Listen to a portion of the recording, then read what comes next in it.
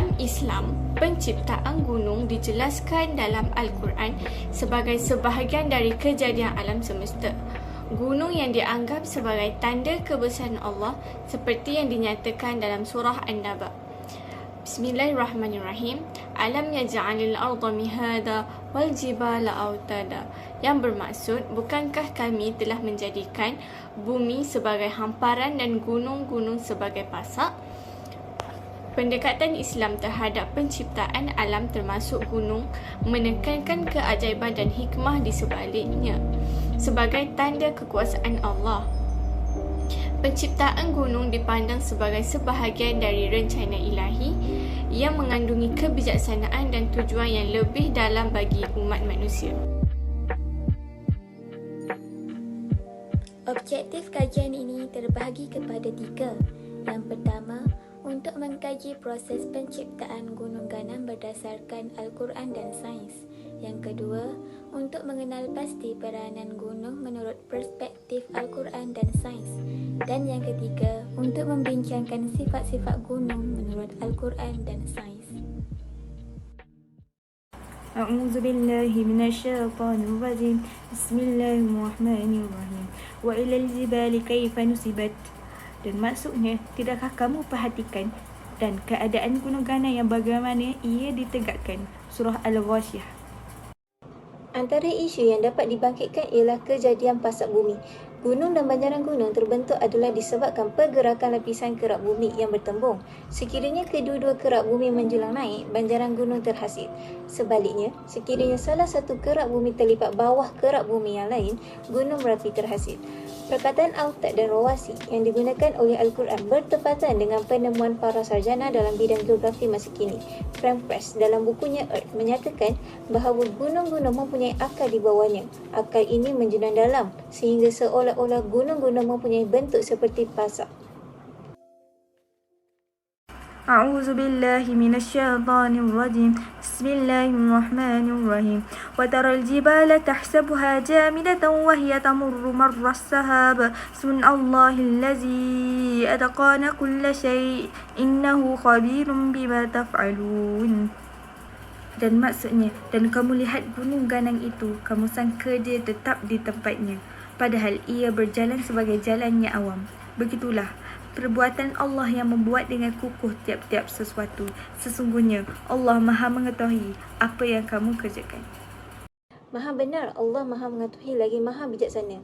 Lebih 1400 tahun lampau, mustahil ada manusia yang mengetahui bahawa gunung ganam itu boleh bergerak. Kebenaran firman Allah di atas kini telah disahkan oleh pakar-pakar dalam bidang geologi.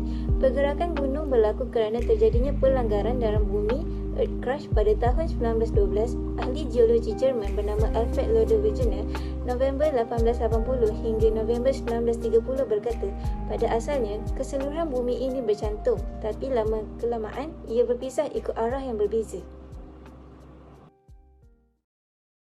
A'udzu billahi minasyaitonir rajim. Bismillahirrahmanirrahim.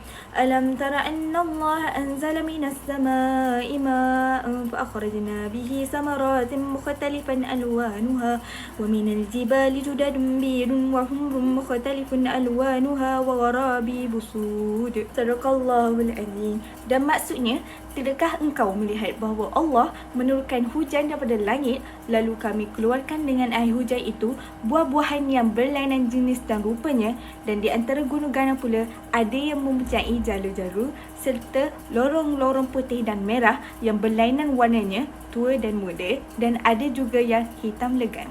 Surah Fatir. Gunung Pelangi memiliki luas 300 km persegi berada di Zhangje Danja Landform Geological Park yang terletak di Gansu, China. Bukit dan lembahnya terdiri daripada lapisan berwarna merah, biru, hijau, zamrud, coklat dan kuning. Gunung Pelangi ini mempunyai pemandangan yang indah, namun tidak dapat didiami tumbuhan kerana kondisinya yang tandus. Gunung ini telah menjadi salah satu warisan dunia menurut UNESCO pada tahun 2010. Pada asalnya, warna yang dihasilkan daripada tumpahan mineral yang berbeza-beza, kata John Encarnacion, seorang ahli geologi St. Louis University. Nilai kemukjizatan Surah Fatir ayat 27 melemahkan musuh Islam yang cuba mengaitkan unsur-unsur dongeng dalam Al-Quran. kebenaran Al-Quran terzahir apabila gunung ganang berwarna-warni ini sememangnya wujud, bukanlah dongengan semata-mata ataupun perkhabaran yang sia-sia daripada Al-Quran. Profesor Sivida adalah salah satu ahli pengkaji bumi dan beliau adalah salah seorang ahli sains terkemuka di dunia. Beliau mengemukakan bahawa gunung-gunung yang terdapat di lautan dan gunung-gunung di daratan mempunyai perbezaan asasnya. Sedimen adalah salah satu bahan yang terdapat pada gunung daratan, manakala gunung di lautan pula terbentuk daripada batu-batu hasil kejadian gunung berapi. Gunung-gunung lautan terjadi daripada kuasa pengembangan, manakala gunung daratan pula terhasil daripada kuasa pengecutan. Bagi gunung di lautan, akarnya adalah untuk meneguhkan kedudukan, tapi bahannya adalah panas dan tidak begitu ringan, dan ia membawa kepada pengembangan. Fakta sains moden seterusnya ialah menurut Dr. Zakir Naik Karya Ramadhani, DKK mengungkapkan Profesor Emeritus Frank Price dari Washington, Amerika Syarikat, salah seorang geologi yang mengkaji tentang gunung sebagai pasak bumi. Menurutnya, kerak bumi mengapung di atas cairan. Lapisan terluar bumi membentang 5 km dari permukaan. Kedalaman lapisan gunung menghujam sejauh 35 km sehingga pegunungan serupa pasak yang didorong ke dalam bumi. Assalamualaikum, nama saya Nurul Syahidah binti Muhammad Syafiq. Pada hari ini saya akan menerangkan tentang satu fakta sains moden berkaitan dengan gunung. Salah seorang pakar geologi yang terkemuka iaitu Profesor Rod Regras menyelidik dan mendapati bahawa gunung di daratan memberikan impak yang signifikan kepada kepelbagaian biologi.